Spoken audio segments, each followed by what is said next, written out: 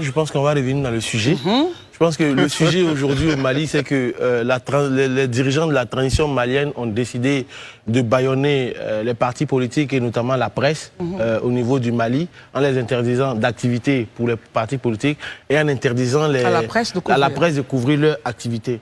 Christelle, il faut le dire clairement, cette décision-là, ça ne surprend personne. On n'avait pas besoin de regarder dans une boule de cristal ou bien être cartomancier pour comprendre que le président de la transition malienne, notamment Assimi Goïta, on allait arriver à ce point de rupture-là. Parce que déjà, le délai de leur mandat pour aller aux élections est dépassé. Monsieur Marius, s'il vous plaît, vous n'êtes pas seul.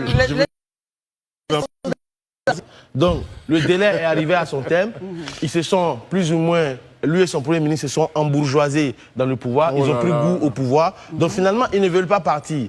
Donc, du coup, et j'avoue qu'aujourd'hui, les partis politiques maliens, aujourd'hui, se prévalent de leur propre turpitude. Pourquoi est-ce que je dis cela? Vous dites ça? Parce que c'est eux-mêmes qui ont contribué à nourrir cette bête qu'on appelle la transition malienne. Ils y sont rentrés depuis le début. Ils ont fait beaucoup de gouvernements de transition pour aller en transition. Finalement, vous avez donné, la bête a grossi. Aujourd'hui, elle décide de faire ce qu'elle veut.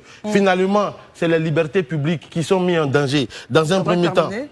Oui, on va terminer. C'est la restriction des libertés d'expression, c'est l'atteinte au processus de transition, mais le plus grave même, c'est que c'est le manque de transparence. Aujourd'hui, on se rend compte que au Mali, la sortie de la CEDEAO, qu'ils ont décidé de façon unilatérale. Aujourd'hui, c'est la suspension des activités des partis politiques. Ils le font sans demander un seul compte au peuple malien. Voilà. Barry, est-ce que vous partagez l'avis de